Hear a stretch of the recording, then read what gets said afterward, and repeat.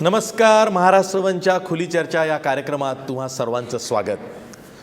पक्षाच्या स्थापनेनंतर थोड्याच दिवसांमध्ये राष्ट्रवादी काँग्रेस सत्तेत आली.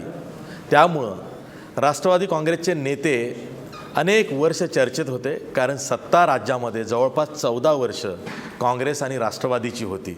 साहजिकच राष्ट्रवादींची जी दुसरी फळी आहे नेत्यांची ती राज्यात सर्वदूर पसरली आणि शरद पवारांबरोबर या दुसऱ्या फळीतल्या नेत्यांचंसुद्धा वलय राष्ट्रवादीच्या पाठीशी उभं राहिलं.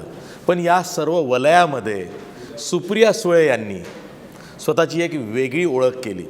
केवळ शरद पवार यांची कन्या अशी नाही, तर no nonsense politician of the NCP अशी ओळख त्यांनी आज तयार केलेली आहे. ती त्यांच्या कामामुळं. आज आपल्या खुली चर्चामध्ये स्वतः बारामतीच्या खासदार सुप्रिया सुळे आहेत. सुप्रियाताई, जसं मी आधी सांगितलं, शरद पवारांची कन्या असण्याचे काही फायदे आहेत, पण त्याचबरोबर तोटेसुद्धा आहेत. तर तोट्यांचा विचार करून आत्तापर्यंतची जी राजकारणी म्हणून तुमची वाटचाल आहे ती कशी राहिली? मी विचार करते शरद पवारांची मुलगी असण्याचा तोटा काय आहे. मला अजून तर काय सापडलेला नाही. तुम्ही असाल तर सुचवा मला. म्हणजे अनेक वेळा काय होतं की लोक पूर्वग्रह दूषित होतात आणि त्या दृष्टीनं आपल्याकडे बघतात, किंवा प्रत्येक गोष्टीचं मापदंड हे शरद पवारांच्या तराजूत केलं जातं. मला नाही असं वाटत. म्हणजे माझ्या केसमध्ये तरी तसं झालेलं मला कधी अनुभवलेलं नाही. आणि जर झालं असेल दुसऱ्या कुणाच्या परसेप्शनमध्ये तरी मला ते लक्षात आलेलं नाही. कारण का माझ्या आईवडिलांनी मला मी म्हणून वाढवलं आहे. त्याच्यामुळे माझे आईवडील कोण आहेत आणि मी कोण आहेत, आम्ही 3 वेगळ्या आयडेंटिटीज आहोत. त्याच्यामुळे कुणाची मुलगी आहे मी याचं मला म्हणजे एक टेन्शन किंवा एक प्रत्येक आईवडिलांच्या मुलांना आईवडिलांबद्दल प्रेम, आदर, विश्वास हा असतो. जसा तुम्हाला आहे, ह्या सगळ्यांना आहे, तसाच मला आहे. त्या नात्यामध्ये कुठले वेगळेपणा नाही आहे. परसेप्शन्स लोकांची काय असतील मला माहिती नाही, पण मला आजपर्यंत त्या तोटा झालेला कुठलाच अनुभव आलेला नाही. Thank God. फायदे झाले असतील तर कुठले? हो, फायदे अर्थातच प्रचंड फायदे झालेले आहेत. एक तर म्हणजे मी या पवारांच्या घरात जन्माला आले हाच सगळ्यात मोठा प्लस पॉईंट आहे. त्याच्यानंतर ही एक मॉडर्न फॅमिली आहे. त्याच्यात मुलगी किंवा मुलगा ह्याच्यात कुठलाच फरक आमच्या फॅमिलीत कधीच आलेला नाही. त्याच्यामुळे इथं जेंडर इक्वल फॅमिली. चांगलं शिक्षण मिळालं, मुंबईत राहण्याची संधी मिळाली. त्याच्यानंतर मी बारामतीची खासदार झाले. त्यामुळे it's been a good life. तुम्ही आधी राज्यसभेच्या खासदार होतात, त्यानंतर आता 2014 तुम्ही लोकसभेच्या खासदार आहात. तर या 2 खासदारकीच्या टर्ममध्ये काय फरक आहे? प्रचंड फरक आहे. राज्यसभेत चांगलं अभ्यास करून फक्त भाषण करायचं असतं, तेवढ्यापर्यंत आपला रोल सीमित असतो. लोकसभेमध्ये अभ्यास करून चांगलं भाषणही करायचं असतं आणि त्याचा बॅलन्स, मतदारसंघ, त्याचा संपर्क, त्याची डेव्हलपमेंट, ह्या दोन्हीचा बॅलन्स ठेवावा लागतो. आणि दोन्हीमध्ये वेगवेगळी गंमत आहे त्याच्यात. पण एकच आहे की लोकसभेतले डिबेट्स हे जास्ती पॉलिटिकल असतात, राज्यसभेतले डिबेट्स जास्ती इंटेलेक्च्युअल असतात. एवढा त्याच्यातला फरक. सध्या जी चर्चा आहे ती अशी आहे की सुप्रियाताईंचा पक्षातला वावर खूप वाढलेला आहे. त्यामुळं आता सुप्रियाताईंनी खास पक्षाकडं, पक्ष संघटनेकडं लक्ष दिलेलं आहे. त्या ज्या आधी युवतीकडंच लक्ष द्यायच्या, पण आता जो मेन पक्ष आहे प्रदेश राष्ट्रवादी खास करून, त्याकडं सुप्रियाताईंचं जास्त लक्ष आहे. जेव्हा अशी चर्चा होते तेव्हा सर्वांना असं अपेक्षित असतं की सुप्रियाताई काही दुसऱ्या फळीतल्या नेत्यांना सुपरसीड करतायत आणि अधिकार तिथे जमवत आहेत असं त्यांना सांगायचं असतं. तर या चर्चेकडे कसं बघता? एक तर माझ्या कानावर ही चर्चा आलेली नाही. मला गॉसिप करायला फारसा वेळ मिळत नाही आणि त्याच्यामुळे ह्या सगळ्या गोष्टींकडे मी फारसं लक्ष देत नाही. कारण का आमच्याबद्दल काही ना काहीतरी स्पेक्युलेशन चाललेलं असतं. त्याला मी पॉझिटिव्हली असा विचार करते की आपल्याबद्दल चर्चा, गॉसिप काहीतरी चालू असतं, याचा अर्थ आपलं बरं चाललं आहे. चांगलं किंवा वाईट हा महत्त्वाचा नसतो. आपण न्यूजमध्ये आहोत इज गुड, म्हणजे याचा अर्थ लोकांच्या आपल्याकडून काहीतरी अपेक्षा आहेत. आणि पक्षामध्ये संघटनेत काम करत असताना एकतर मला संघटनेचं कल्चर अँड स्ट्रक्चर ह्याच्यात काम करायची मला आवड आहेच.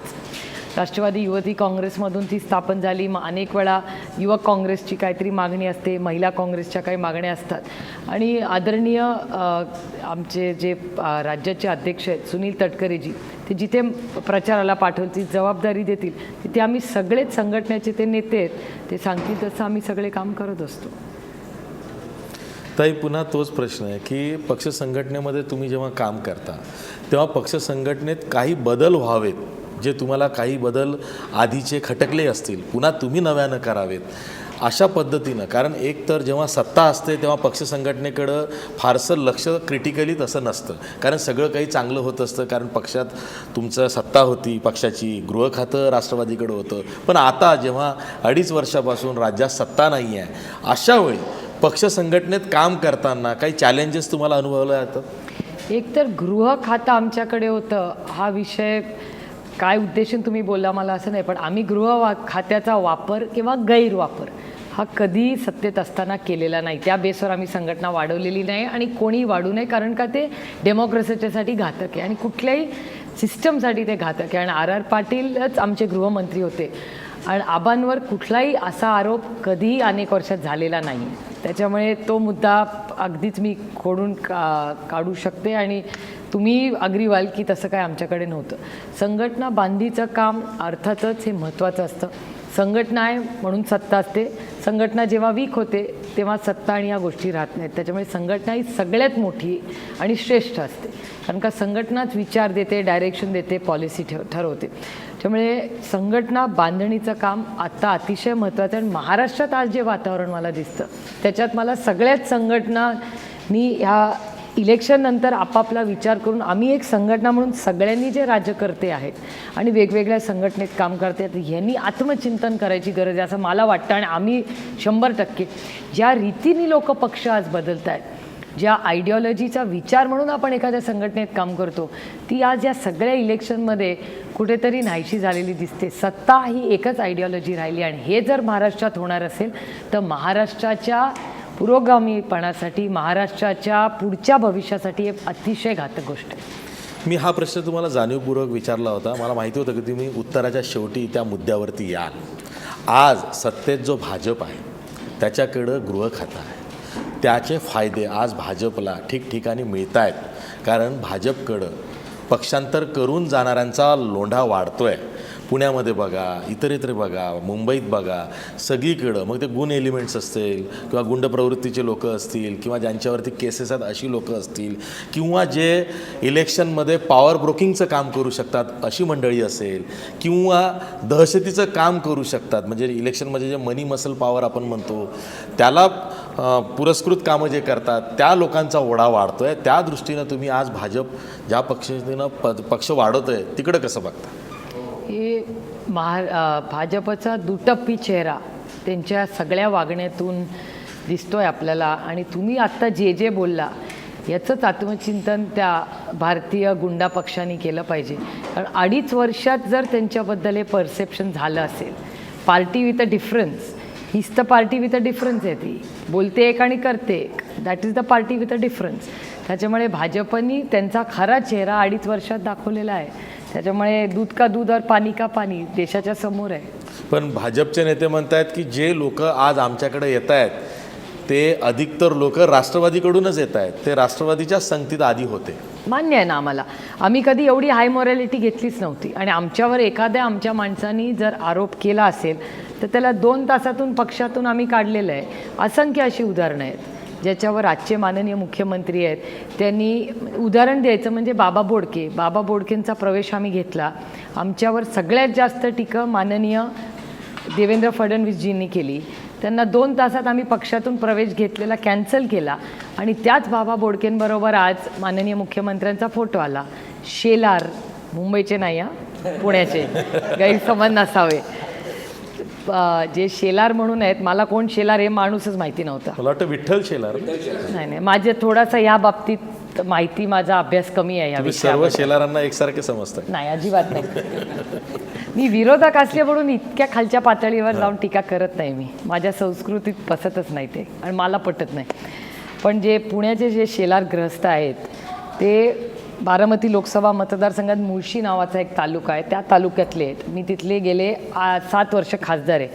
हा कोण शेलार बाबा आपल्याला काही माहिती नाही. त्यांना जेव्हा मी टी व्हीवर पाहिलं, म्हटलं कुठले आहेत बाबा हे शेलार गृहस्थ, तर मग कळलं ते मुळशीचे आहेत. म्हटलं काय करतात, खून, बलात्कार, म्हणजे जे जे या समाजात वाईट आहे ते सगळं ते करतात, असं त्या न्यूजवर होतं. आणि त्यांचा आणि माननीय मुख्यमंत्र्यांचा फोटो, म्हणजे 2 वर्षापूर्वी माननीय मुख्यमंत्री जेव्हा विरोधी पक्ष नेते होते तेव्हाचं भाषण आणि आत्ता त्यांची संगत, ह्याच्यात म्हणजे मला काही बोलायला उरतच नाही आता. आणि अशी असंख्य उदाहरणं आहेत. म्हणजे औरंगाबादमध्ये मला आश्चर्य वाटलं की भाजपचा एखादा त्यांचा पक्षातला एक माणूस एक तलवार घेऊन धावत जातो दुसऱ्या माणसाच्या बरे, त्याला निलंबित करण्यात जातं. That's about it. म्हणजे पुढे काय झालं, म्हणजे पार्टी विथ अ डिफरंट. आणि मला आश्चर्य वाटतं की हे तत्वाबद्दल भयंकर बोलायची ही पार्टी. तर तत्वा म्हणजे 2 वर्षात सगळं डायल्यूट झालं सत्तेमध्ये जाऊन, आणि 2च वर्षात तत्व सर्व तक्त्यावरती लटकलेली आहेत असं मला एका भाजपच्या नेत्यानं खाजगीच सांगितलं.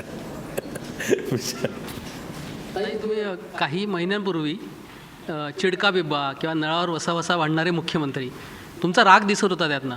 पण गेल्या काही दिवसात मुख्यमंत्र्यांविषयीचा तुमचा राग शांत झाला आहे, तुम्ही काही बोलत नाहीत त्यांच्याबद्दल अजून. मला काय इलेक्शन नाही. आता मी दिल्लीत डिमॉनिटायझेशनवर बोलत होते, आता उद्यापासून सुरू होईल दौरा. पण त्यांचं भाषण, माझ्या फीडबॅक त्यांनी बराच मनावर घेतला आहे. आता ते तेवढं ओरडून ओरडून भाषण करत नाही आजकाल, त्याच्यामुळे let's take it as a compliment. आणि उद्यापासून ऐकाल तुम्ही माझं भाषण. ते ओरडून ओरडून करत नसतील, पण भराभरा करतात. प्रत्येकाची स्टाईल असते. Let's not be unfair. ताई, त्याच्या प्रश्नाचा एक गाभा असा होता, तुम्ही पहिल्या राजकारणी होत्या महाराष्ट्रातल्या की ज्यांनी मुख्यमंत्र्यांवरती थेट हल्ला चढवला होता त्या मुद्द्याला घेऊन, की अशा पद्धतीनं वचावचा किंवा वसावसा तुम्ही भाषणं करता आणि विरोधकांवरती आरोप करता, आणि जेव्हा तुमच्यावरती अशा पद्धतीचे आरोप होतील तेव्हा आम्हीही बघू की तुम्ही त्याला कसं सामोरं जाता. आता तुम्ही वन सायडेड बोलता असं तुम्हाला सांगायचं होतं.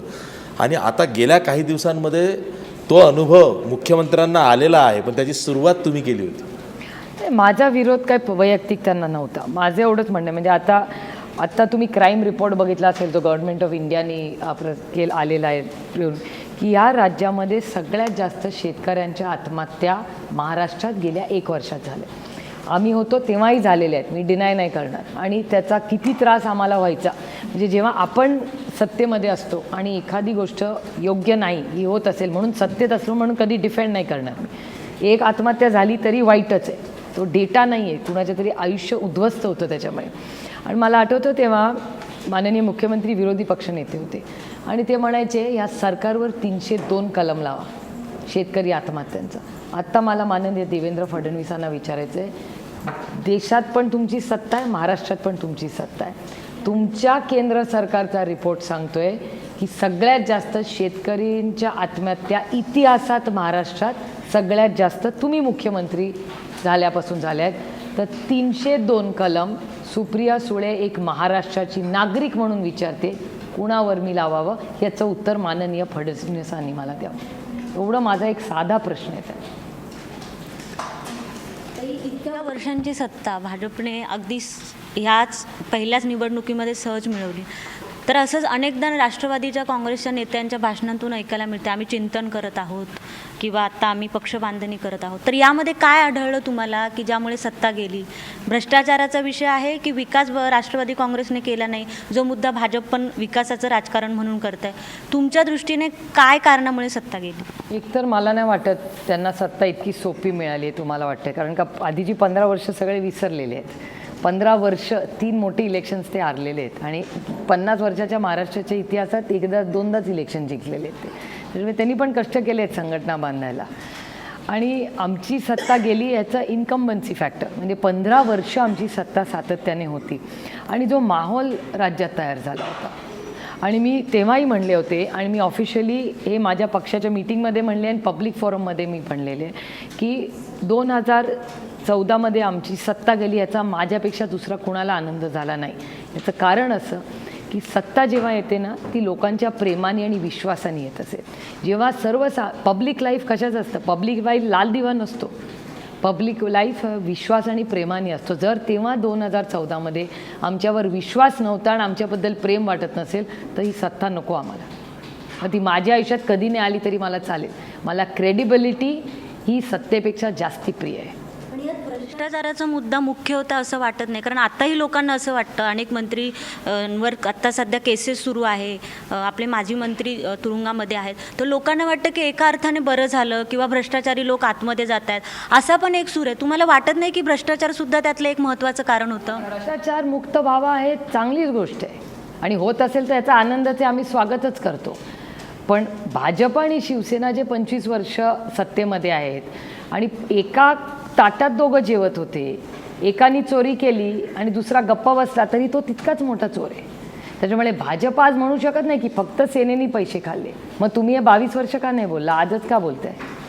जर भ्रष्टाचारी आम्ही होतो, आमची इन्क्वायरी झाली पाहिजे. तसं 3,500 कोटी रुपयाचे रस्ते मुंबईत झाले नाही, ह्याच्यासाठी मग शिवसेना BJPची पण SIT झाली पाहिजे, त्यांची पण इन्क्वायरी झाली पाहिजे.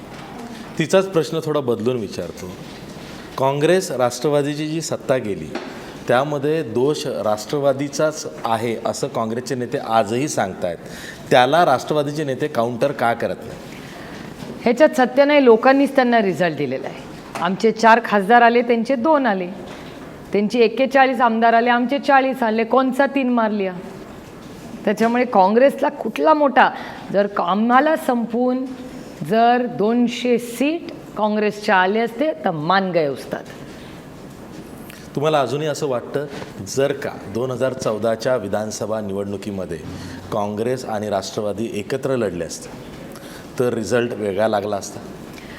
आता हे दिस इज ऑल हिस्ट्री, त्याच्यामुळे काय फरक पडतो? पण आता तुम्ही विचारते म्हणून उत्तर देते, 100% वेगळा लागला असता. मग का झाली नाही? कारण झाली सरकार नाही, पाडलं काय गेलं फरक होतं. पडतो? ताई, 2014 विधानसभाची निवडणूक जेव्हा राज्यात झाली तेव्हा राज्यात राष्ट्रपती राजवट होती आणि ती राष्ट्रवादीनं पृथ्वीराज चव्हाण सरकारचा पाठिंबा काढल्यामुळे लागली होती. याचं उत्तर तुम्हाला माननीय पृथ्वीराज बाबांनाच विचारावं लागेल. कारण लिस्ट नेगोसिएशन चालले होते काँग्रेस आणि NCPचे. पहिली लिस्ट कोणी अनाऊन्स केली? काँग्रेसनी केली. आमचं रात्री बोलणं झालं आणि सकाळी पृथ्वीराज बाबांनी काँग्रेसची पहिली लिस्ट अनाऊन्स केली. We had no choice. त्याच्यामुळे युती आमची आघाडी का तुटली ह्याचं उत्तर फक्त आणि फक्त ह्यांच्याकडे, पृथ्वीराज बाबांकडे आहे. आणि आता जर का राज्यात सत्ता आणायची असेल काँग्रेस आणि राष्ट्रवादीचे, हे तर एक बाब क्लिअर झालेली आहे किंवा स्पष्ट झालेली आहे की काँग्रेसला जरी राज्यात पुन्हा सत्ता आणायची असेल तर राष्ट्रवादीची मदत घ्यावी लागेल आणि राष्ट्रवादीला सुद्धा राज्यात सत्ता आणायची असेल तर काँग्रेसची मदत घ्यावी लागेल. अशा वेळी पुढच्या निवडणुका दोन्ही काँग्रेसनी, ज्यांचा DNA एक आहे, ज्यांचा पिंड एक आहे, त्यांनी एकत्र येऊन लढावं नाहीत का? हे तुम्ही प्रश्न काँग्रेसला विचारला तर जास्ती योग्य होईल. कारण का मी अनेक वेळा अनेक फॉरम्समध्ये काँग्रेसच्या लोकांची ऑनलाईन ऑफलाईन काय तुमची भाषा असेल त्याच्यात, off the record, on record, off record, on record, with record, whatever record, मी आमचा सगळ्यांचा स्टँड पहिल्या दिवसापासून तोच आहे की आमची इच्छाच आहे, म्हणजे ह्याही कॉर्पोरेशन मुंबई असेल, गोवा असेल, आम्हाला आघाडी करायची इच्छाच होती. आता मागच्याच आठवड्यात तुम्ही बघितलं असेल आमच्या 3 सीट आल्याच ना 5 पैकी एकत्र लढल्यामुळे. त्याच्यामुळे जिथे जिथे आम्ही एकत्र लढतो आम्हाला यश येतंच. मुंबईमध्ये पण आमची इच्छा होतीच, पण त्यांच्या मुंबईचे अध्यक्ष जे काय बोलत होते ते आणि त्यांची सिनियर लिडरशिप, हुडाजी आले होते दिल्लीवरनं, तुम्हाला माहिती आहे हुडाजींना काय झालं, पुढे काय झालं, हे सगळं फॅक्ट्स तुम्हाला माहिती आहे. त्याच्यामुळे आमची भूमिका आहेच, काँग्रेसने ठरवायचं काय करायचं. तुम्ही जे म्हणताय पृथ्वीराज बाबा, हे राष्ट्रवादीच्या नेत्यांकडनं खूप होतं, कारण त्यांच्या आधी जे 3 मुख्यमंत्री होते त्यांच्या विरोधात इतकं बोललं जात नाही. अगदी अजितदादांपासून बाकी सगळे, अगदी तुम्हीसुद्धा हे पृथ्वीराज बाबांनाच टार्गेट करताय. हे नेहमी तुमच्या वक्तव्यातनं दिसत आलं आहे. असं काय घडलं आहे त्यांच्याबरोबर की तुम्ही, तुमचे अनेक राष्ट्रवादीचे नेते, अजितदादापासून तुम्हीसुद्धा हे पृथ्वीराज बाबांनाच टार्गेट करताय? मी टार्गेट नाही करत, मी तुम्हाला फॅक्ट सांगते, मी कुणालाच टार्गेट करत नाही. नेमकं असं काय घडलेलं होतं की तुमचा राग आहे त्यांच्यावरती? माझा राग अजिबात त्यांच्यावर, मी राग नाही, कशाला पक्षाचा काढू? कारण का त्यांच्यामुळे हारलो, सिम्पल. मागच्या 2 मुख्यमंत्र्यांबरोबर आम्ही जिंकलो, simple. It's not rocket science. आधीचे 2 मुख्यमंत्री होते तेव्हा आम्ही रॉकिंग मेजॉरिटीने आलो, इथे पण आलो आणि केंद्रात पण आलो, दोन्ही सत्ता आल्या.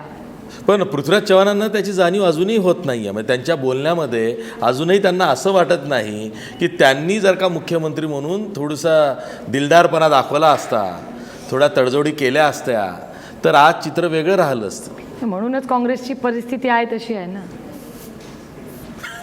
Means this not rocket science, डेटाच प्रूव्ह करतोय. ताई, राष्ट्रवादी ज्यावेळेस स्थापन झालं त्यानंतर अनेक वर्ष खरं तर ते सत्तेत राहिलं. मात्र इतक्या वर्ष सत्तेत राहून देखील पुणे असेल, पिंपरी चिंचवड असेल, बारामती असेल, ही काही मोजकी नावं सोडली तर राष्ट्रवादी एक वेगळा पॅटर्न अवघ्या महाराष्ट्रात उभा करू शकला नाही. आज देखील बघितलं मुंबई महानगरपालिका निवडणूक सुरू आहे, इतर रणधुमाळी सुरू आहे, मात्र राष्ट्रवादीला आजही मुंबईत त्या ताकदीचा चेहरा नाही आहे किंवा प्रचारात देखील एक शांती दिसते. काय नेमकं असं झालं या 3 शहरांच्या पलीकडं राष्ट्रवादीला एक मोठा पॅटर्न उभा करता आला नाही दुसऱ्या महाराष्ट्रासाठी? वाटत नाही. अनेक आहेत. नाशिकमधला जिल्हा परिषद ही अतिशय चांगली चालते. सातारा, कोल्हापूर या सगळ्या सक्सेस स्टोरीज आहेत.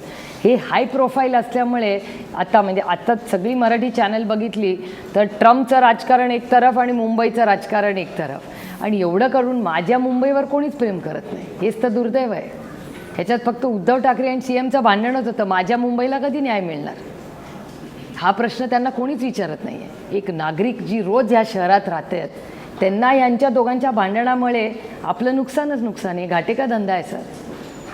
हा पॉईंट कोणीच त्यांना विचारत नाही की तुम्ही भांडा, आमचं काही म्हणणं नाही, जरूर भांडा, शुभेच्छा आहेत आमच्या भांडाला, यशाला, करायला. पण माझ्या मुंबईचं काय होणार? जो मुंबईकर रोज ही सबअर्बन ट्रेन घेऊन येतो, कष्ट करतो, त्याच्यासाठी हे दोघं काय करणार आहेत ह्याचं काही उत्तरच नाही आहे. पण ताई, एक गोष्ट बरोबर आहे तुमची, पण ह्या सगळ्या गोष्टींमध्ये आपण असं नाही म्हणू शकत ना की 1999ला राष्ट्रवादी काँग्रेस पक्ष स्थापन झाला आहे, तेव्हापासून 2017पर्यंत मुंबईत राष्ट्रवादी का वाढू शकली नाही ह्याचं पण तुम्ही काहीतरी, शिवसेना BJPला आपण काही बोलण्यापेक्षा आपण पक्षाचं बोलूया की पक्षात नेतेसुद्धा, पक्षाचे ज्येष्ठ नेतेसुद्धा मुंबईमध्ये फारसे इंटरेस्टेड दिसत नाहीत प्रचार करायला. कधी वेळच दिला नव्हता एकतर. त्याच्यानंतर आमची जेव्हा आघाडी झाली तेव्हा इथे त्यांचे 5 खासदार, आमचा 1, आमच्या 4-5 सीट MLAला आणि बाकी सगळ्या त्यांच्याकडे. त्याच्यामुळे आम्ही दुर्लक्षच केलं. हे दुर्लक्ष आमच्याकडून झालेलं आहे मुंबईला. आम्ही तेवढं आमच्या आघाडीमुळे त्यांचे नेते असायचे आणि त्यांचे नेते बघायचे म्हणून आम्ही एकत्र जायचो, असं व्हायचं. त्याच्यामुळे संघटना वाढीसाठी आम्ही एवढे प्रयत्न केलेलेच नाहीत. आणि मला आत्ता विचाराल तर ही सचिन अहिरला गोल्डन ऑपॉर्च्युनिटी आहे मुंबईत काम करण्याची. याचं कारण असं की BJPकडे फेस नाही आहे. शिवसेनेत उद्धव ठाकरे सगळं बघतात, म्हणजे देशापासून गल्लीपर्यंत सगळे तेच बघतात, म्हणजे तोच एक फेस आहे, लोकल फेसच नाही आहे. काँग्रेसमध्ये इतकी भांडणं आहेत की त्यांच्याकडे चेहरा नाही. आणि राष्ट्रवादी काँग्रेसकडे सचिन अहिर हे अतिशय चांगलं काम करणारा, ज्याला अर्बन विषय पण समजतात, चाळीतले पण विषय समजतात, असा एक नेता आज आहे. तर त्याला आता तर ह्या इलेक्शनमध्ये ते अध्यक्ष आहेतच. पुढच्या 5 वर्षात जर संघटनेची चांगली बांधणी केली तर तुम्हाला पुढचा सगळ्यात चांगला मुंबईचा नेता हा सचिन आहे तुम्हाला दिसू शकतो. मुंबईत असेही काही नेते तुमचे की जे एकमेकांविरुद्ध बंदूक पण उठवतात, ते संजय दिना पाटील आणि नवाब मलिक, ते मुंबईतलेच नेते आहेत. म्हणजे असेही नेते मुंबईमध्ये आहेत की जे एकमेकांविरुद्ध बंदूक, रिव्हॉल्वर पण घेतात कार्यक्रमामध्ये, एकमेकांसमोर गोळीबार पण होतो. म्हणजे या गोष्टींना तुम्ही कसं टाळणार आहात? म्हणजे मुळात मुंबईत फक्त सचिन अहिरच हा चेहरा असू शकतो ना, की बाकीच्या नेत्यांनाही प्रयत्न करायला पाहिजे, ज्या वरिष्ठांनी पण त्याच्यावरती त्यांना रसद पुरवली पाहिजे किंवा मदत केली पाहिजे. ती दिसताना का होत नाही राष्ट्रवादीच्या नेत्यांना? मुंबईच्या कुठल्याही संघटनेचा नेता एकच असतो. म्हणजे मुंबईला जर 4 नेते केले तर उद्या ते 4 भांडत बसतील. त्याच्यामुळे नेता एकच असतो, एडिटर एकच असतो, त्याला सब एडिटर असतो, असिस्टंट एडिटर असतो, रिपोर्टर असतो. त्याच्यामुळे 3 एडिटर्स नसतात, कारण का 3 एडिटर झालं तर उद्याचा पेपरच निघणार नाही ना, चॅनलवर उद्या बातमी होईल. त्याच्यामुळे एडिटर हा एकच असतो. पण ताई, सचिन अहिर यांच्या मदतीला अजितदादांनी यायला पाहिजे. म्हणजे उदाहरण देतो, गेल्या आठवड्यात पहिली प्रचार सभा झाली, शरद पवार साहेब आलात, तुम्ही आलात. नाही, दादाची एक झाली ना, 2-3 हो, आठवड्यापूर्वी. पण साहेबांसोबत राष्ट्रवादीचे कार्यकर्ते कधी आनंदित होतात की जेव्हा पवार साहेब, सुप्रिया सुळे आणि अजितदादा एका व्यासपीठावरती पहिल्या प्रचारसभेत आहेत, तिथे अजितदादा प्रचारसभेत येत नाही. त्यामुळं पुन्हा एकदा चर्चा का होते? आणि आम्ही तो खोचक पत्रकार असतो, बातमी आम्ही तीच करतो की अजित पवारांची पहिल्याच प्रचारसभेला दांडी, असं होतं ना. आमचा पक्ष कसा आहे? आमचा पक्ष सेंट्रिक नाही आहे, आमचं डिव्हिजन ऑफ लेबर आहे. त्याच्यामुळे सगळे एका ठिकाणी गेले तर it is waste of energy. आणि आमच्याकडे हायरार्किकल नाही की सगळं आमची NCP इंटू इंक असे नाही आहे. त्याच्यामुळे त्याचा नेता एकच आहे ज्याचं नाव शरद पवार. आणि त्याच्यात सिनियर जयंत पाटील तेवढेच महत्त्वाचे आहेत, अजित पवार तेवढेच महत्त्वाचे आहेत, आबा होते तेव्हा आबे तेवढेच महत्त्वाचे होते, भुजबळ साहेब आज नाही आहेत पण तेवढेच महत्त्वाचे होते, प्रफुल्ल पटेल तेवढेच महत्त्वाचे आहेत, सचिन अहिर. त्यामुळे आमच्याकडे डिव्हिजन ऑफ लेबर खूप आहे. ते काही पर्सनॅलिटी सेंट्रिक नाही आहे आणि आमचा डेमोक्रॅटिक पक्ष आहे. त्याच्यामुळे सगळ्यांनी एकाच फॅमिलीतल्या 3 लोकांनी काय लग्नाचं रिसेप्शन नव्हतं ना, माझ्या मुलाची मुंजे होती की मामा असलाच पाहिजे. ताई, आमची पुण्याची ब्युरो चीफ आहे प्राची कुलकर्णी, तिला तुम्हाला एक खोचक प्रश्न विचारायचा आहे, कारण ती Sure. पुण्यावरनं विचारणार आहे. प्राची, ताई, एक नाही खरं तर 2 प्रश्न आहेत. पुण्याच्या प्रश्नावरती गेल्या 5 वर्षांमध्ये सुप्रियाताई आक्रमक झालेल्या बघितल्या. आयुक्तांची भेट असेल, महापौरांना घेऊन वेगवेगळ्या प्रश्नांवरती आंदोलन असेल, हे सगळं तुम्ही करत होतात. पण आता मात्र पुण्यातनं ताई गायब आहेत. दादा पुण्यात ठाण मांडून आणि ताई नाही, हे चित्र पुण्यात दिसतंय. याचं कारण काय? आणि दुसरा प्रश्न, राष्ट्रवादी आणि काँग्रेसची आघाडी हो नाही म्हणता म्हणता अगदी शेवटच्या क्षणी झाली. लिस्ट तयार होती राष्ट्रवादीची, तरी सुद्धा काँग्रेस बरोबर जाण्याची वेळ यावेळेला राष्ट्रवादीवर का आली आहे? पहिला मुद्दा म्हणजे ताई गायब आहेत, कारण का ताईंचं 100% अटेंडन्स मुंबईच्या पार्लमेंटमध्ये असतं. व्हेरीफाय करू शकता. गेले 10 दिवस देशात पार्लमेंट चालू आहे आणि पार्लमेंट माझा 100/100 अटेंडन्स आहे. दुसरं, माझे सासरे वारले 17 दिवसापूर्वी, त्याच्यामुळे इलेक्शनच्या पहिल्या मीटिंग्सपर्यंत मी होते, जिल्हा परिषदच्या इंटरव्ह्यूजला पण मी होते, आणि त्याच्यानंतर 23 तारखेला माझे सासरे वारले आणि त्याच्यानंतर 8 दिवस मी नव्हते. त्याच्यानंतर पार्लमेंट सुरू झालं आणि मी रोज दिल्लीच्या पार्लमेंटमध्ये होते. हा डेटा आहे, तुम्ही व्हेरीफाय करू शकता. त्याच्यामुळे मी नव्हते. आणि 17 आणि 18ला दोन्ही दिवस मी आहे. एक तर दुसरं की काँग्रेसबरोबर जायची माझी स्वतःची भूमिका आणि संघटनेची भूमिका ही सातत्याने डिव्हिजन ऑफ वोट्स नको म्हणून संपूर्ण राज्यामध्ये काँग्रेसबरोबर जाण्याची आमची भूमिका होती. दिलीप वळसे पाटलांनी नगरला ते केलं, पुण्यात दादानी ते केलं, मुंबईत प्रयत्न सचिन भाऊचे आणि प्रफुल्लभाईंचे होते, जायचे, यशस्वी झालं नाही. त्यामुळे संपूर्ण राज्यात काँग्रेसबरोबर जायची आमची भूमिका आहे, आमचे प्रयत्न आहेत. काँग्रेस मान गई तो ठीक आहे, नाही मान गई तो अकेले जाएंगे. पुणे आणि पिंपरी चिंचवडचा विषय काढला आहे. ह्या दोन्ही महापालिका राष्ट्रवादीच्या ताब्यात आहे.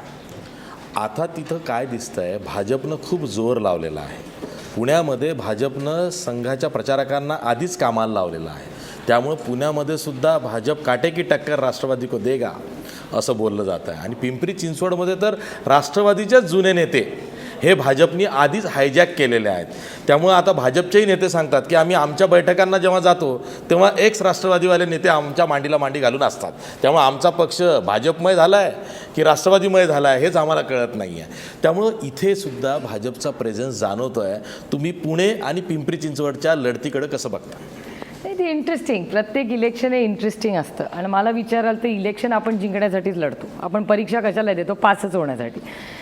आणि मी काय फार जे नेते सोडून गेले त्यांचा एवढा विचार का करत नाहीत, कारण का जे गेलेत सोडून त्यांची आमच्या पक्षात काय भांडणं आपापसात होती ती आपल्याला सगळ्यांनाच माहिती आहे. त्यांनी काय लपवलेले नाहीत त्यांचे इमोशन. तेच 3 तिगाडा काम बिगाडा आता तिकडे गेलेले आहेत. त्याच्यामुळे तिकडे काय बिगाडा करतील तर it is a matter of time. मी काय बोलत नाही, कारण मी काय पिंपरी चिंचवडचं काय फारसं बघत नाही. पण जे माझ्या कानावर आधी यायचं त्याच्यामुळे तिघं इथे भांडत बसायचे, आता ती तिकडे it's a matter of time. त्याच्यामुळे काही 1-2 वर्षांनी आपण ह्याच्यावर नक्कीच मनमोकळेपणे चर्चा करू. पण ते जरी आम्हाला सोडून गेले असतील तरी या गोष्टीची जाणीव मला आहे की आमच्या चांगल्या काळात जास्त आणि वाईट काळात कमी हे लोक आमच्यावर राहिलेले आहेत. त्याच्यामुळे माझ्या त्यांना मनापासून शुभेच्छा आहेत. त्यांनी जे काही तिथे जाऊन करावं जर पिंपरी चिंचवडच्या हिताचं असेल तर माझ्या त्यांना मनापासून शुभेच्छा आहेत. पण काहीतरी कन्स्ट्रक्टिव्ह चांगलं काम त्यांनी करावं. तिथे दादाचा वचक होता त्याच्यामुळे चांगली कामं होत होती. आता बिना दादाच्या वचकाचे कसे घोडे उधळतील याचं मला गॅरंटी नाही. बघूया काय होतं एकतर. आणि अर्थातच भाजपला पण त्यांचा पक्ष वाढवायचा आहे त्याच्यामुळे ते करणारच. मध्ये एक गंमत म्हणून तुम्हाला सांगते, या तिघांचा एक फोटो होता आणि त्याच्यात मुख्यमंत्र्यांचा फोटो होता. तर एक जोक पुण्यात खोचकपणे, तिघं कोण म्हणजे आम्हाला तुमच्याकडनं ते नाही आमच्या सगळ्या पक्षातून किती लोक गेले त्यात लक्ष्मण जगताप एक, आझमभाई पानसरे 2 आणि तिसरे मला नाही माहिती त्यांचं नाव. तिसरे कोण आहे? महेश लांडे. मी त्यांना ओळखत नाही, मी कधीच भेटले नाही त्या महेश लांडे. हे 3 राष्ट्रवादीचे अजित पवारांचे आधी विश्वासू होते ना, मान्य आहे. आम्ही कधीच डिनाय करत नाही. आणि आम्ही उगाच जास्त इंटेलेक्च्युअल आणि ओव्हर ऑनेस्ट असला आम्ही प्रिटेंड पण करत नाही. आम्ही नॉर्मल लोक आहोत, जसे तुम्ही सगळे नॉर्मल जगतात तसेच. आम्ही उगीच साधू संत होण्याचा प्रयत्नही करत नाही आणि आम्हाला ते झेपणार पण नाही. आणि एवढं खोटं राजकारण आम्ही करतही नाही. आहोत ते असे आहोत. बरं. आणि लोकांनी आम्हाला ॲक्सेप्ट केलेलं आहे तसं. त्यामुळे उगीच आम्ही खोटी ना आश्वासनं देतो ना उगाच साधू संत असण्याचं प्रिटेंड करतो. म्हणजे एक दाखवायचं एक आणि करायचं एक. Party with a difference. We are not party with a difference. We are a normal party. पण झालंय काय, पुणे पिंपरी चिंचवडमध्ये दादा अडकून पडलेले आहेत हे विसरता कामा नये. अजित नाही, पवार दादा काल यांची सोलापूरला सर्व होता ना. शक्ती ही पिंपरी आणि पुणे चिंचवडमध्ये आहे. नाही आपलं हो. पुणे दादा आणि परवा पिंपरी चिंचवड. दादा परवा सोलापूरला गेला होता, नाशिकला गेला होता. काय होतं आता तुम्ही जसं बॅटल करताय जणू काही शिवसेना आणि भाजपचं देशाचं बॅटल एका बाजूला आणि मुंबईचा बॅटल एका हो, बाजूला. असं सरकारवर झालंय. परिणाम होऊ शकतो असं दादाच म्हणतायत, तेव्हा होईल आमचं ना. लक्ष त्यांच्यावरच जाणार. त्याच्यामुळे तुम्ही ते सेंट्रिक करून ठेवता. पर्सनॅलिटी सेंट्रिक इलेक्शन नाही आहे. इलेक्शन विकासाचं आहे. गटर मीटर पाणी का इलेक्शन आहे ते विषयच विसरलोय आपण. त्याच्यामुळे उलट तुम्ही या जे सत्तेत आहेत त्यांना मदत करताय, कारण हे विषय राहतच नाहीत. मुंबईत पाणी नाही आहे, मुंबईत गटर चालले आहेत, सगळं जे खड्डे नाही, खड्ड्यात रस्त्यात खड्डा हे आहे, ह्या सगळ्याबद्दल कोण अकाउंटेबिलिटी घेणार? ती अकाउंटेबिलिटी त्यांच्याकडून नष्ट होते आणि आपापल्या भांडणाचीच हेडलाईन होते. आणि दुर्दैव विरोधकही आहे. कमी पडतायत हे विषय उचलून धरण्यात. असं नाही भाऊ, बरेच प्रयत्न करतायत. डिड यू नो आता शिवसेनेनी मातृभाषा पण सोडून दिलेली आहे. त्याच्यामुळे आता काय हा नाही. आता जमाना नवी बदल- टॅगलाईन आली आहे. अरे जमाना देश बदल रहा है सर. शिवसेना ने इंग्लिश छोड़ दिया, मराठी छोड़ दिया, इंग्लिश के पीछे भाग नाही रही है. नाही, देश काल बदल रहा नवीन है. टॅगलाईन आली आहे आता काय? शिवसेनेची. करून दाखवलं पुन्हा, करून दाखवलं पुन्हा आलंय. आता हे कालच लेटेस्ट आहे. हा, पण ते इंग्लिश फार वापरल्यामुळे पिकले असतील म्हणून आता परत मराठी आठवली वाटतं. एक ताई- या सगळ्यांचं आहे. यांनी अडचणीत आली ना की सगळ्यांना त्यांची आई आठवते. काय ते बिचारे आईला इतकं कॉम्प्रोमाइज करतात, इट्स शॉकिंग. ठीक आहे. मग ते भाषेच्या निमित्ताने असू दे किंवा भाषेच्या निमित्ताने. ही चर्चा अतिशय रंगतदार वळणावरती आलेली आहे. आता आपल्याला पुन्हा बॅक टू राष्ट्रवादी काँग्रेस पक्षांतर्गत काय चाललेलं आहे यावरही सुप्रिया सुळे यांना प्रश्न विचारायचे आहेत, पण ब्रेक नंतर.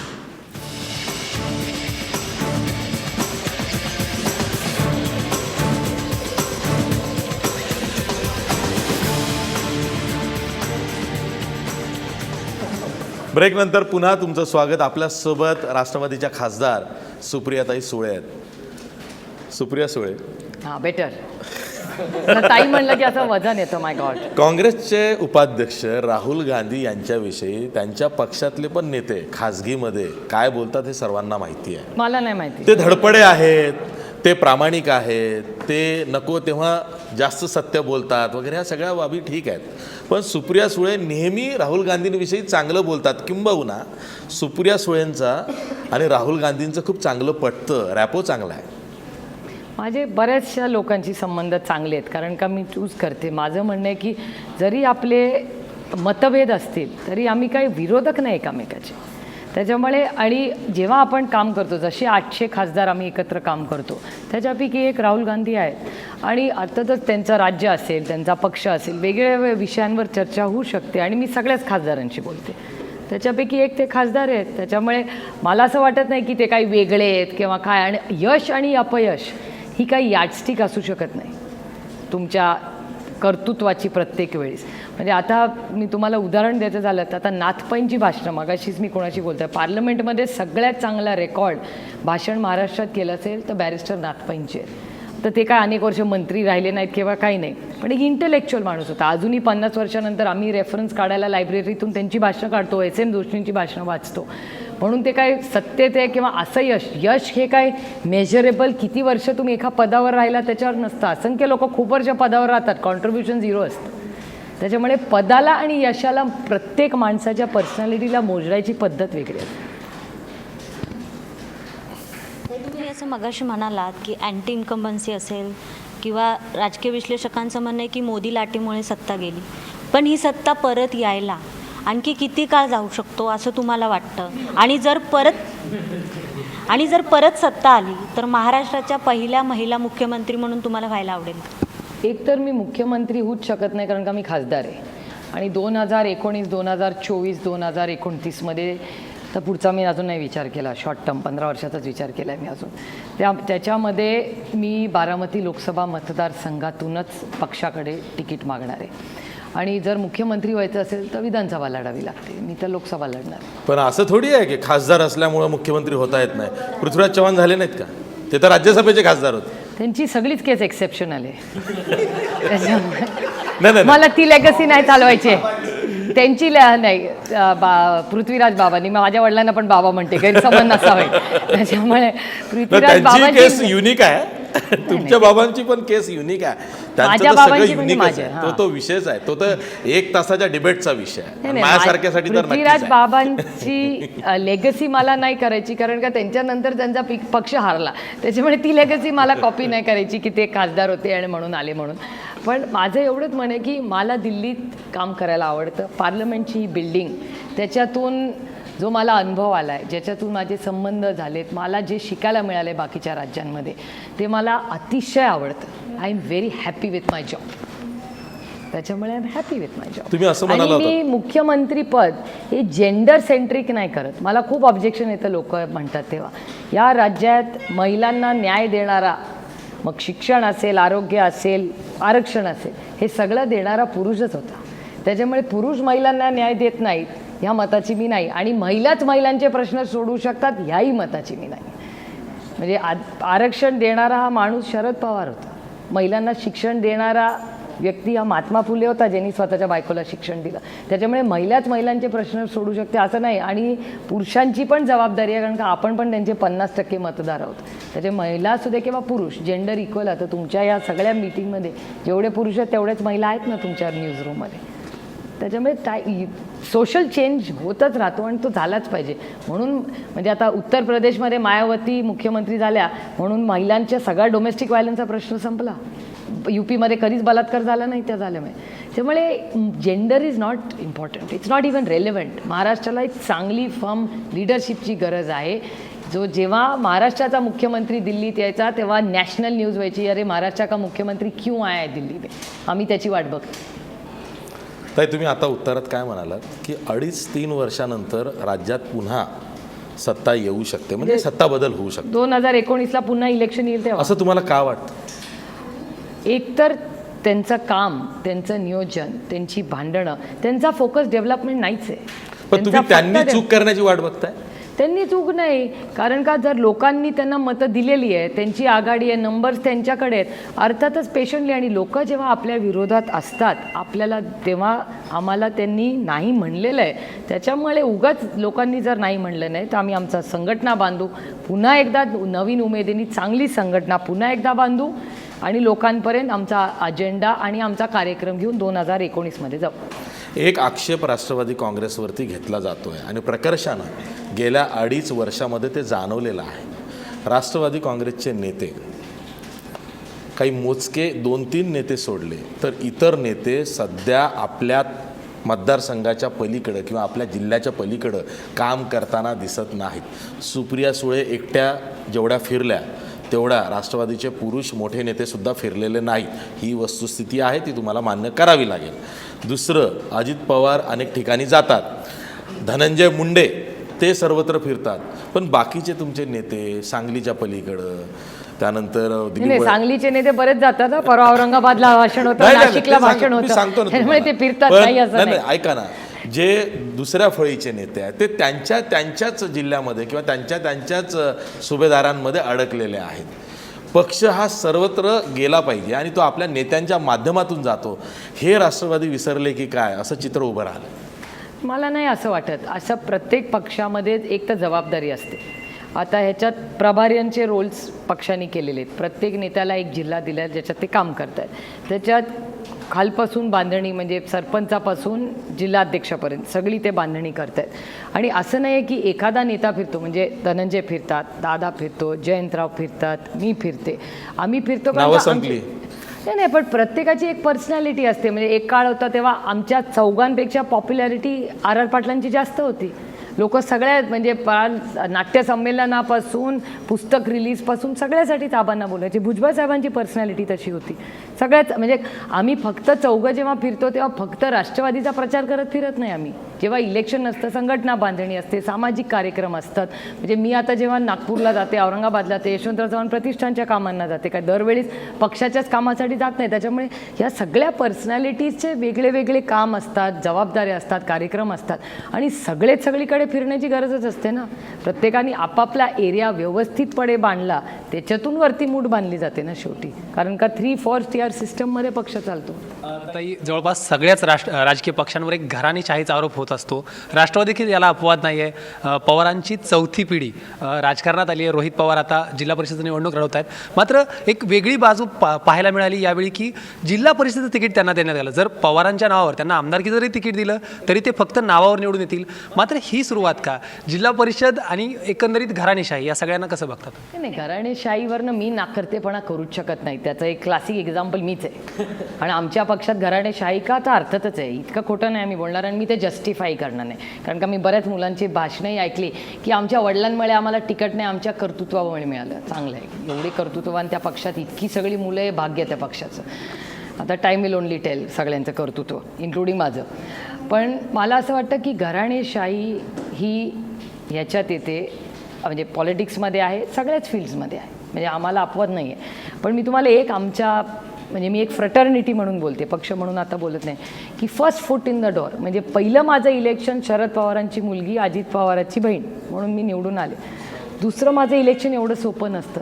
कारण का फुल ना फुलाची पाकळी 10% त्याच्यात माझं कॉन्ट्रीब्युशन तरी असतं, नाहीतर माझ्यामुळे नुकसानी पक्षाचं होऊ शकतं. दोन्ही या गोष्टी होऊ शकतात. आणि आम्ही पब्लिकमधून निवडून येतो. आम्ही काय राज्यसभा किंवा MLC झालं असतं ना तर मी मान्य करते. आणि माझ्याच 2014च्या इलेक्शनमध्ये बघा तुम्ही, 15वी लोकसभा आणि 16वी लोकसभा, 15वी लोकसभेमध्ये किती घराणेशाहीमधली मुलं लोकसभेला हरली आणि चांगली हरली. जे कर्तृत्ववान आहे, चांगलं काम केलेलं आहे, परफॉर्मिंग आहेत, नॉन करप्ट आहेत, तरी इलेक्शन हरले. सचिन पायलटचं उदाहरण बघा, जितीन पायलटचं बघा, आपला मिलिंद देवरा बघा, प्रिया दत्त बघा, no corruption charges, efficient, parliamentary performance, Hindi चांगलं येतं, मराठी यांना येतं, इंग्लिश चांगलं आहे, अटेंडन्स चांगला, पार्लमेंट. मग का हरले? No logic. कोण त्यांच्या समोरून निवडून आलं, पुढे त्यांचं काय झालं, ते आज पार्लमेंटमध्ये परफॉर्म काय करतायत माहिती आहे तुम्हाला? No idea. जिथे सचिनच्या समोर कोण निवडून आला तुम्हाला माहिती आहे? त्याच्यामुळे केव्हा अजमेरमध्ये सचिन पायलटनी केलेलं अनेक वर्षाचं काम विजबी आजचा ह्याचं अनालिसिस केलं आहे का आपण? त्याच्यामुळे घराणेशाहीमुळे 100% तुम्ही निवडून येता असा बिलकुल तुमचा गैरसमज काढून टाका. कारण का होत नाही तसं. आणि ही मुलं म्हणजे मी तुम्हाला पॅरामीटर्स पण दिलेले, पण हे सगळे पॅरामीटर्स त्यांच्या बाजूनी असताना पण हरलेच नाही मुलं इलेक्शन. पण सगळ्यांना उत्सुकता आहे ती रोहित पवारविषयी. माझा प्रश्न वेगळा आहे. विचारा. रोहितला जिल्हा परिषदेचं तिकीट दिलं ते लेअरसुद्धा आता पवार आपल्याकडे घेत आहेत. नाही, हे मला पूर्णपणे तुमचं मान्य आहे की एकतर जिल्हा परिषदला त्याची इच्छा होती, त्याच्यामुळे त्याची इच्छा होती म्हणून तो लढला. आणि उलट तुम्ही कौतुक केलं पाहिजे की जिल्हा परिषदमधून सुरुवात करायची तयारी आहे. असं अजिबात म्हणत नाही की मला असं काय नाही, असं काय नाही. अनेक फॅमिलीज उत्तर प्रदेशमध्ये आहेत, त्यांच्याकडे 5-5 खासदार एकाच फॅमिलीमधले आहेत. कुठे आहेत? एका फॅमिलीतले 5 खासदार आहेत. आमची परिस्थिती तेवढी तरी वाईट नाही आहे. बरं, घरातला विषय निघाला आहे म्हणून अजित पवारांवर आम्ही काही पत्रकार आहोत मुंबईमधले जे नेहमी क्रिटिकल ऑब्झर्वेशन ठेवतात, खरंच ठेवतात. पण गेल्या 6 महिन्यापासून अजित पवारांचे जर का जाहीर भाषणातले स्टेटमेंट्स काढले तर अगदी ॲप्ट आहेत. म्हणजे मुत्सद्दी राजकारणी जसा असतो ना तसे स्टेटमेंट्स असतात. म्हणजे कालचं बारामतीचं स्टेटमेंटसुद्धा शिवसेना आणि भाजपमध्ये अंतर्गत जे काही चाललेलं आहे, सध्या जी चर्चा आहे की शिवसेना देवेंद्र फडणवीस सरकारचा पाठिंबा काढून घेईल, तेव्हा पहिल्यांदा अजित पवारांनी पाठिंबा काढून घेतल्यावरती काय तर भाजप विरुद्ध सर्व पक्ष, आणि मग ते कसे येतील त्यांनी आमदारांची संख्या मोजून सांगितली. आणि लोकांमध्ये चर्चा सुरू झाली की खरंच सरकार पडू शकतं का, आणि पडू शकत असेल तर मग पुढं काय ठेवलेलं आहे महाराष्ट्राच्या पुढ्यात. अजित पवारांची गेल्या 6 महिन्यातली स्टेटमेंट्स, अजित पवार बदलले आहेत. किंबहुना तुम्ही अजित पवारांच्या मागे लागला होतात की दादा तुम्ही जाहीर भाषणांमध्ये बदला, त्याचा हा परिणाम आहे? नाही, दादा 15 वर्ष मंत्री होता. त्याच्या आधी दादा एकतर खूप आउटगोईंग नाही आहे आणि तो पब्लिसिटी किंवा मीडिया ह्याच्यापासून दूर असतो. तो कामाची मतलब my work will talk for itself असा दादाचा स्वभाव आहे.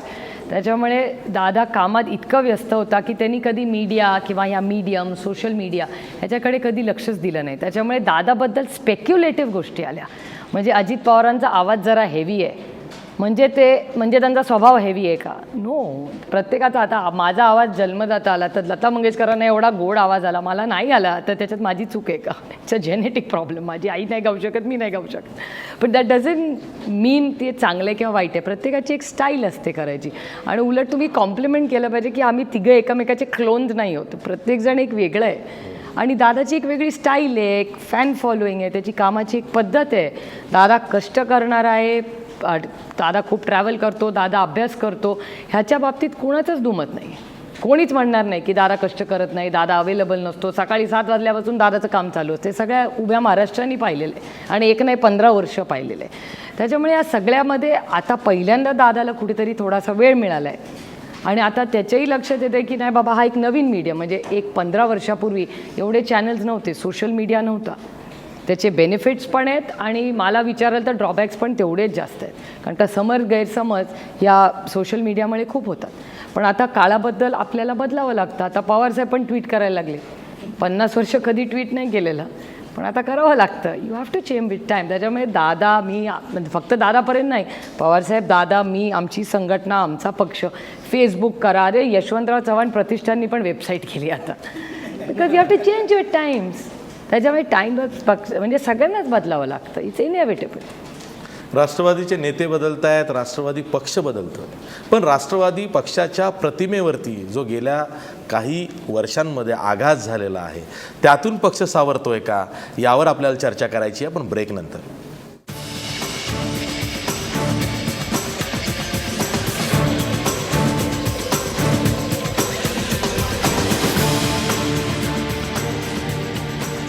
ब्रेकनंतर पुन्हा तुमचं स्वागत. आपल्यासोबत राष्ट्रवादीच्या खासदार सुप्रिया सुळे आहेत. सुप्रिया सुळे, छगन भुजबळ हे तुरुंगात आहेत आणि वारंवार अशी चर्चा असते की एका बहुजन नेत्याला तुरुंगात जावं लागलं, पण त्याचवेळी इतर राष्ट्रवादीचे जे नेते आहेत, अजित पवार असतील, सुनील तटकरे असतील, सुनील तटकरे ही बहुजनच आहे, मान्य आहे, यांच्यावर मात्र ACBचा बडगा चालत नाही आहे. त्यांना कुठंतरी फेवर केलं जातं आहे सरकारकडून आणि हेच राष्ट्रवादी आणि भाजपचं डील आहे.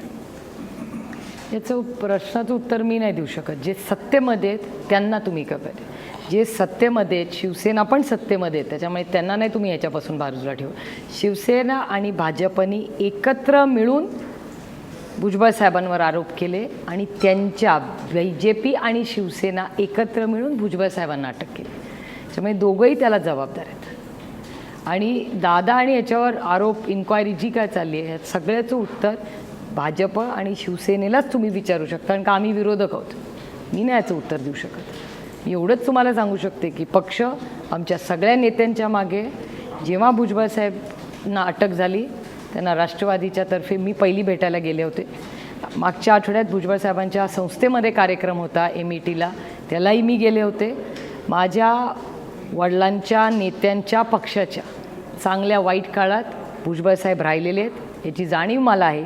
लोक काही म्हणले तरी मला चालेल, पण जे लोक आपल्याबरोबर चांगल्या वाईट काळात घालून ते जर अडचणीत असतील, कुठलाही त्यांच्यावर गुन्हा असू दे, जोपर्यंत तो सिद्ध होत नाही तो माणूस गुन्हेगार नाही. त्याच्यामुळे भुजबळ कुटुंबाबरोबर मी आणि पक्ष आणि संघटना ही नेहमी त्यांच्याबरोबर राहील. ते आमच्या पक्षाचे मोठे नेते आहेत आणि त्याची जाणीव मला, दादाला, पक्षातल्या सगळ्या कार्यकर्त्यांना आहे. आणि सगळ्यात मोठी गोष्ट की जे सरकारमध्ये आहेत आरोप पण त्यांनीच केलेत, नियोजन सगळं त्यांचंच आहे, त्याच्यामुळे तेच होते उत्तर देऊ शकतात. आणि आमचा स्वभाव असा आहे, आम्ही उगाच लोकांवर आरोप करत नाही. जो डेटा बेस्ड असेल, खरं असेल, ते आपलं काही आरोप करत बसले 2-3 वर्ष. त्याच्यामुळे याचं सगळ्याचं उत्तर आणि सात्वन तुम्ही माननीय मुख्यमंत्री आणि माननीय उद्धव ठाकरे यांनाच विचारावं आणि उत्तर मिळालं की मला पण कळवा. आणि हा प्रश्न सध्या बातमीतला प्रश्न आहे. सध्या अशी जोरदार चर्चा आहे की शिवसेना देवेंद्र फडणवीस सरकारचा म्हणजे भाजप सरकारचा पाठिंबा काढेल, सरकार पाडू शकतं. अशा वेळेस राष्ट्रवादी काँग्रेस भाजप सरकारला मदत करेल आणि म्हणूनच शिवसेना द्विधा मनस्थितीत आहे की आपण सरकार पाडायला जरी गेलो तरी बाहेरून तटस्थ राहून, बाहेरून पाठिंबा देऊन राष्ट्रवादी भाजपचं सरकार वाचवेल.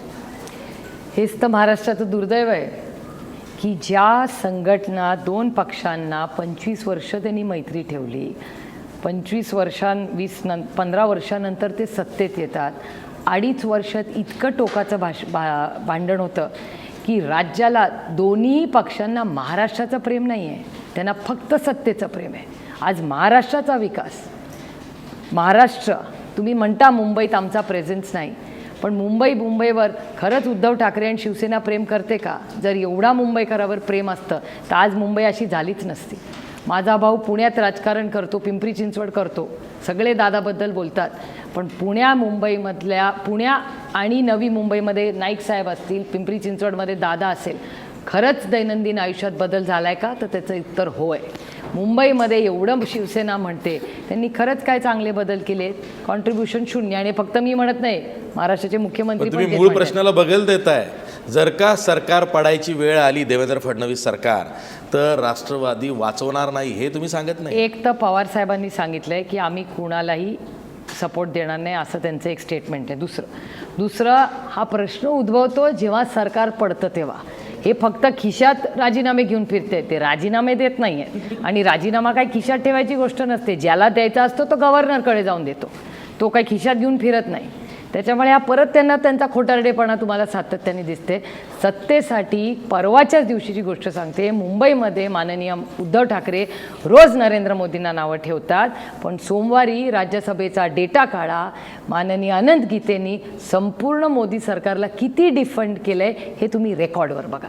त्याच्यामुळे दिल्लीमध्ये सत्यात लाल दिव्या फिरायला चालतं आणि मुंबईमध्ये ती BJP चालत नाही. त्याच्यामुळे मला भीती एवढीच आहे की ह्या दोघांचं काय होईल ते माझा महाराष्ट्र त्याच्यात भरडला जाणार आहे. कारण का ह्यांना भांडणामधून सर्वसामान्य माणसांनी ज्यांनी विश्वासाच्या नेत्याने त्यांना मतदान केलं त्यांच्यासाठी त्यांना वेळ नाही, त्यांना महाराष्ट्र महत्त्वाचा नाही, त्यांना महाराष्ट्र प्रिय नाही, त्यांना फक्त त्यांचा पक्ष आणि तो कसा वाढेल एवढाच त्यांचा अजेंडा आहे. तरी तुमच्याकडनं थेट उत्तर आलेलं नाही अरे आमच्या की नेत्यांनी सरकार सांगितलं पडत ना. असेल तर राष्ट्रवादी ते वाचवणार नाही, असं उत्तर आलेलं नाही. ब्रह्मदेव या ऑफिसमध्ये आला तर आपण कसे रिॲक्ट करू? इतका तो बिजार क्वेश्चन. यामुळेच तर संभ्रम निर्माण होतं ना की राष्ट्रवादीच्या मनात काय आहे हे शेवटपर्यंत लोकांना कळत नाही. That is the beauty of politics. That is the beauty of politics. बरं आहे तुमचं. आमचे प्रिन्सिपल करेस्पॉन्डंट आहेत पंकज दळवी, त्यांना एक प्रश्न विचारायचा आहे. पंकज, ताई, आता तुम्ही म्हणालात it is a beauty of politics, पण मुंबईच्या ब्युटीविषयी, मुंबईच्या चांगल्या गोष्टींविषयी राष्ट्रवादीच्याकडनं काही फार ठोस गोष्टी येताना दिसत नाही आहेत. तर मुंबईसाठी काही विशेष रोडमॅप ताई तुमच्या मनात आहे का, राष्ट्रवादीच्या मनात आहे का, आणि असेल तो समोर का येत नाही? तुम्ही सचिन भाऊंचा इंटरव्ह्यू वाचला का नाही माहिती नाही, आणि आमचा तुम्ही वचननामा वाचला की नाही मला माहिती नाही. सचिन पण भाऊ त्याच्यात- अहिर इथे येऊन गेले आणि त्यांनी हे सर्व सांगितलेलं आहे. पण तुम्ही एकदा सांगा. मी एकदा सांगते, जसं आम्ही पुण्यात केलं तसं मला एक नागरिक म्हणून काय वाटतं, सगळ्यात मोठी गोष्ट मुंबईत केली पाहिजे म्हणजे प्रत्येक वॉर्डात एक पब्लिक टॉयलेट असलं पाहिजे. कारण का मायग्रेशन हा फार मोठा मुंबईचा विषय जो बाकीच्या शहरांपेक्षा वेगळा आहे. तर चांगलं स्वच्छ ऑपरेशनल पाणी असणारं टॉयलेट हे महत्त्वाचा मुद्दा. दुसरं कचऱ्याचं विल्हेकरण, म्हणजे खडकवासल्यातले जे वॉर्ड्स आहेत जे माझ्या लोकसभा मतदारसंघात येतात, तिचे 6 वॉर्ड असे आहेत जिथे एकही कचऱ्याची गाडी बाहेर येत नाही. कारण का कचऱ्यावर प्रक्रिया करून आम्ही कचऱ्याची विल्हेवाट तिथेच लावतो. त्याच्यामुळे बायोगॅस होतो, तिथल्या वीज लावते तिथे. पूर्ण मुंबई शहराचं प्लॅनिंग म्हणजे आता तुम्हाला इथे म्हणजे आमच्या पुण्यामध्ये सगळीकडे तुम्ही गेला तर आम्ही नाट्यगृह केलेली आहेत, आम्ही गार्डन्स केलेले आहेत, आणि या सगळं तुम्ही व्हेरीफाय करू शकता. हे सगळं इथे मुंबईत करणं शक्य नाही कारण का जागा नाही आहे. मग त्याचा प्लॅन बी काय, म्हणजे हा सगळा मिल एरिया जेव्हा मी येते, लहानपणापासून या एरियात येते, काय खरं या एरियामध्ये डेव्हलपमेंट काय झाली आहे? काहीही झालेली नाही. त्यामुळे इंटिग्रेटेड ट्रान्सपोर्ट म्हणजे मुंबईला खरंच मला विचाराल 3च गोष्टी करण्याची गरज आहे. ते म्हणजे एक पाणी, दुसरं म्हणजे कचऱ्याचं नियोजन, इंटिग्रेटेड ट्रान्सपोर्ट. गळतीचं प्रमाण मुंबई कॉर्पोरेशनच्या सगळ्या शाळांमध्ये सगळ्यात जास्त गळतीचं प्रमाण आहे. पुण्याच्या शाळांमध्ये आम्ही शाळा वाढवलेल्या आहेत, आमच्या शाळा चांगल्या चालतात. लर्निंग पुण्याच्या कॉर्पोरेशनच्या शाळांमध्ये जे मुंबईमध्ये कुठेही झालेलं नाही. ते काहीतरी टॅबलेट दिले आणि त्याच्यात पण पैसे खाल्ले वाटतं, असं काहीतरी पेपरात आलं आहे. खाल्लं वाटतं म्हणजे असं आरोप आहे. बरं ठीक आहे. आणि मी त्यांच्यासारखे आरोप करत नाही, अवघड म्हणजे देवानी तोंड दिलं म्हणून काही बोलत बसायचं असं नाही, कारण का माझी क्रेडिबिलिटी ॲट स्टेक आहे. त्यांना क्रेडिबिलिटीचा प्रश्नच नाही, कारण क्रेडिबलच नाही आहे, ते त्यांच्या वागण्यातूनच दिसतंय. मला शॉर्ट टर्म पॉलिटिक्स नाही करायचे, मला लॉंग टर्म जेन्युइन माझ्या राज्यासाठी, माझ्या मतदारसंघासाठी काम करायचे. त्याच्यामुळे ह्या सगळ्या पार्श्वभूमीवर शाळा असेल, आरोग्य सेवा असतील, एक चांगलं हॉस्पिटल, आम्ही सगळ्या वॉर्डांमध्ये हॉस्पिटल्स काढले आहेत पुण्यामध्ये. तसं का नाही, एक KEM बाबा आदम का जमाने में काढलेलं आहे. उत्तम काम KEMमध्ये होतं. टाटा मेमोरियल उत्तम काम होतं. कधी तुम्ही जाऊन बघा, आपण सगळे ते काही ना काही निमित्ताने जातो. सलाईन लावून लोक कॉरिडॉर्समध्ये असतात. का नाही हे सगळा बदल मुंबईत होऊ शकत? एवढे चांगले डॉक्टर्स आहेत, एवढ्या सेवा आहेत, एवढे कष्ट करतात तिथले डॉक्टर, का नाही हा बदल मुंबईत होऊ शकत? 25 वर्ष सत्ता आहे हो. मला 1, 2, 5च, एका हातावरची 5 चांगली त्यांनी कामं केलं, ज्याच्यात एक ड्रास्टिक बदल मुंबईत झाला आहे, असा त्यांनी करून दाखवा. मग पुणे, मुंबई, नवी मुंबई, आमची जिल्हा परिषद, मी तुम्हाला 10,000 उदाहरणं देऊ शकते. का नाही मुंबईत तसं होऊ शकत? आणि एक नागरिक म्हणून, फक्त विरोधक म्हणून मी म्हणत नाही आहे. ह्या होत्या सुप्रिया सुळे, ज्या सहज, सोप्या, अगदी पारदर्शी पद्धतीनं इथं बोलल्या, दिलखुलास बोलल्या. त्याबद्दल त्यांचे धन्यवाद.